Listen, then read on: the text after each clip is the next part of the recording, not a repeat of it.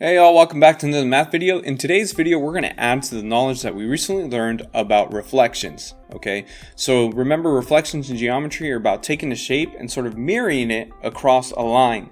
Now, which line it is, that's what's different every time. Sometimes it's the y-axis, sometimes it's the x-axis. Or as you saw in the video last time, we also reflected a shape across the y equals to x line. So we've already learned how to reflect things when we were given the image. Now what we're going to learn in this video is how to determine which line they actually reflected across when we're given certain points. Now we can use points to help us determine which line they actually reflected a shape across when we know the rules. So there's certain rules of reflection, okay? And let's go ahead and let's take a look at those rules, because these will help us determine when we're given 2 points how they reflected a certain shape. So here displayed are the coordinate rules for reflection. So these sort of determine how a point, depending on how a point changed, that'll give us a clue as to which line they reflected over. So for example, here we have a reflection over the x-axis, the first one. Let's go ahead and look at that one. If they've reflected something over the x-axis, typically what happens to the points, so let's say x and y are original point, what you'll see happen to x and y is that it'll become x comma negative y, meaning that your y value will change signs. And that is the only difference you'll see between the 2 points. And this happens when we reflect over the x-axis. So now let's look at the x-axis. The y-axis. For the y-axis, you'll see your point, x comma y, and it'll turn into negative x comma y.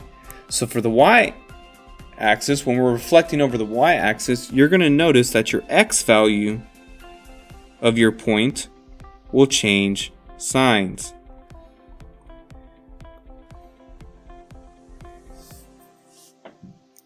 Those two are probably the more simpler ones.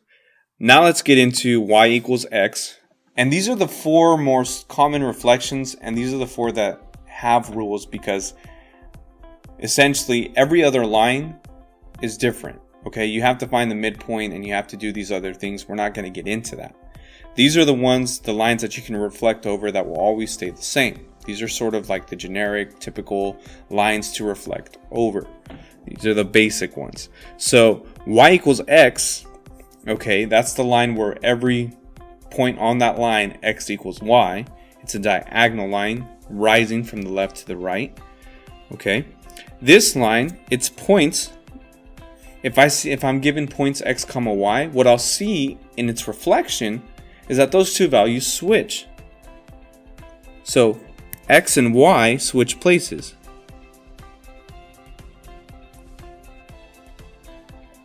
They switch places. This is what I would see happen to my point. So for example, if I had 1 comma 2, that would turn into 2 comma 1. My values would actually switch places. Okay, let's go ahead and let's show you an example, because that might be helpful for the previous ones. For the x-axis, what you'll end up seeing is if I had 1 comma 2, that would turn into 1 comma negative 2. If I had, and we'll do the same point, 1 comma 2 reflecting over the y-axis, I would actually see negative 1 comma 2, because now the x changes its sign. And like we just discussed, if I had 1 comma 2 for reflecting over y equals to x, I would see the point change to 2 comma 1. Okay, so now let's talk about the last one, which is y equals negative x. And this is sort of a diagonal line. It's the opposite of y equals to x, and it's really the line that looks like this. Okay, that's when you're reflecting a shape from this side to this side. Okay, so how do we know that they use that line to reflect something over? Well, the original point x comma y, this one, it's a little bit trickier, because not only do they swap places, not only does x swap places with y, but they both change signs. So for this one, you'd get negative y comma negative x. So essentially x and y switch places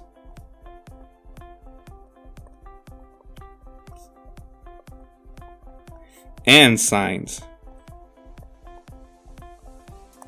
So if I had the point 1 comma 2, not only would it switch spots, but it'd be -2 comma -1. So they swap places and you change their sign. So if they were positive, you make them negative. If they were negative, you make them positive. So now what we're going to do is we're going to go ahead and actually look at the points to a pre-image and the points to the new image. And we're going to see if we can tell what did they reflect this over. Okay, so let's go ahead and take a shot at this first one. We have these 2 points, A, B, C, and then we have A prime, B prime, and C prime. And let's go ahead and look at what are the differences between the X values and the Y values. How are these points changing? Okay, so you can do this strategically if you want. You can go, if you don't see the difference right away, you can go ahead and first check the X values, what happened, then check the Y values. Okay, so for example, X values, I noticed right away that X values are the same, 3, 3, -1, -1, -2, -2. Nothing changed for my X values. Okay, so now let's look at the Y values. A is -1, A prime is +1. Okay, so it changed signs. -4, +4, also changed signs. -2, +2. So here we have a case where the Y values, and it's just the Y values, change signs. And if I go back to my chart that we were on previously, when the Y values change signs, we know that we are talking about a reflection over the x-axis. Okay, so I know, just based off looking at these points, I know that they reflected, they have reflected ABC over the x-axis. Okay, and that's the goal of what we're trying to do. We're trying to find which line did they reflect over based on the relationships between the old image and the new image, ABC and A prime, B prime, and C prime. I know that it had to be over the x-axis. Okay, so let's go ahead and look at another one that's a little bit more tricky.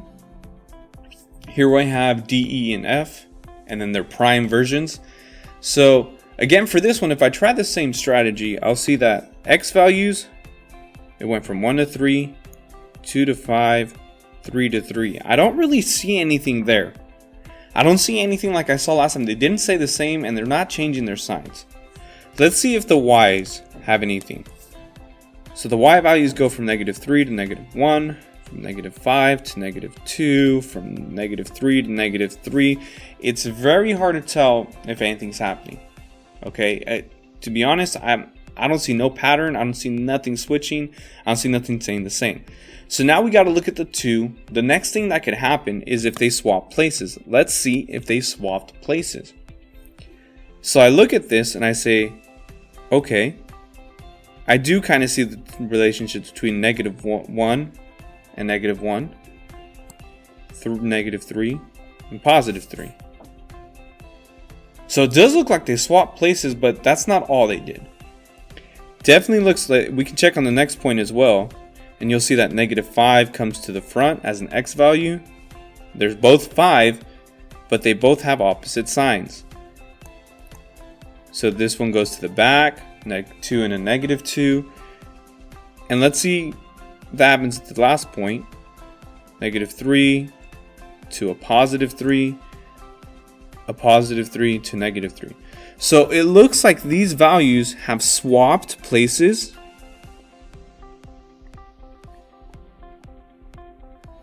but that's not all. They've also changed signs.